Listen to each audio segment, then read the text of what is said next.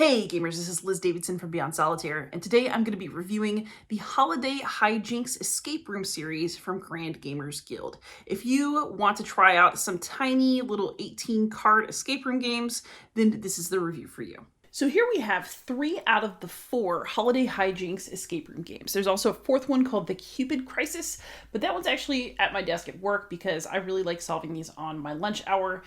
They take maybe like 45 minutes to an hour to complete, and that is perfect when I need a brain break in the middle of the day. So there are currently 4 of these out, with I believe more forthcoming, but these are little 18-card escape rooms, and I think that that is super cool as an idea, and that generally the concept is borne out very impressively. We'll talk more about that in my final thoughts. But basically what you're getting with these is a little tiny deck of cards. It's really, really small. There is a difficulty warning notification on the back, and then you just open it up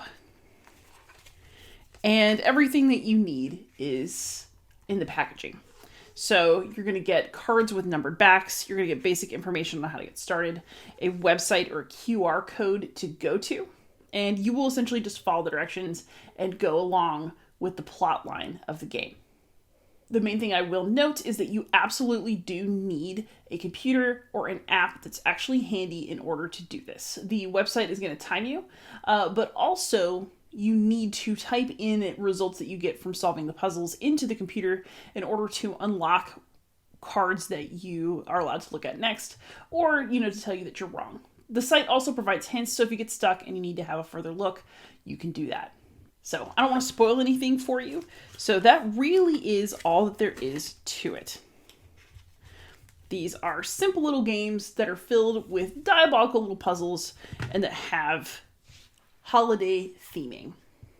So now for some final thoughts. I obviously like these. There is a reason that I've bought and completed all 4 of them, and it's because I think that they are fun. These are super cute. I'm really impressed by how much puzzle Jonathan Schaefer can fit into just 18 cards. He really makes good use of every aspect of the card. So if you play one of these, be paying attention to things that don't necessarily apply to the puzzle you're doing, but may come up later. And overall, I have a really, really good time with these, and I'm super glad that they exist. As I mentioned before, these are kind of my lunch break escape, as it were, and I really love them for when I have a really short period of time where I want to decompress a little bit. It's been a stressful month, and these have really been there for me when I have time to myself, I've caught up on my planning, and I just really need a minute while I'm eating. So if you're looking for little escape rooms that are portable and can be squeezed into a small amount of time, then these are it. That does come with some caveats depending on the kind of gamer you are. The first thing is that this is absolutely website dependent. You must have access to the internet and to the site in a way that's comfortable for you in order for this to be a pleasant experience. I really like to have a laptop nearby so I can just use a keyboard. You might also want to have a sizable screen around when you play these, because there are bits of information that you need to access in order to solve some of the puzzles. So there will be entries. So for example, for the Independence incident, there was a list of presidents, a list of famous US women, information about the various states in order to give you some of the information that you might not have automatically in order to solve some of the puzzles. So I think like an iPad would be fine for this. But be aware that if you don't like to read and type things on your cell phone, you're going to need something bigger, and that at any rate, you need access to the internet for this. I will also say that I don't think that these games are great for more than maybe 2 people max. They are cool in that they are not linear. So you could have more than one person working on a puzzle at the same time, and it doesn't have to be the same puzzle. So you could truly divide and conquer with this. There is enough game to kind of go around for more than one person. However, those cards are small, and I am personally a bit of a hog. Like, I like to do all the puzzles myself. So for me, this is a good solo experience because I don't like to share. If you want to share, you can within limitations, but it would be hard for 2 people to comfortably look at the same cards because they are tiny, and there's really only a limited amount of space where you can look at them and be comfortable and do what you need to do.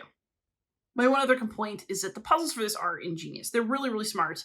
I absolutely love them. I think these are great. But I feel like every single game, there's always one puzzle where I feel like the clues to what you're supposed to do are like a little too thin. And then I have to look up a hint and I get mad. Like, that's not the end of the world. But there have definitely been times where I felt like I needed just a little bit more information to feel like I wasn't making a logical leap into space in order to solve a puzzle. But I think that everybody feels like that about certain escape room puzzles. And also, these games are doing a whole lot in very, very little space with very tight restrictions. So I can see how that is going to happen from time to time, or maybe once per game here.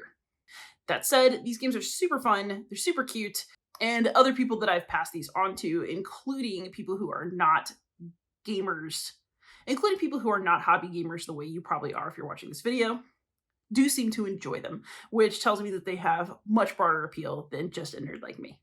So if you're looking for something that is small, portable, tricky, and a really nice way to spend part of your afternoon or a short break in your day, then I think that these Holiday Hijinks escape rooms are a very good time. Thanks so much for watching, and happy gaming, everybody.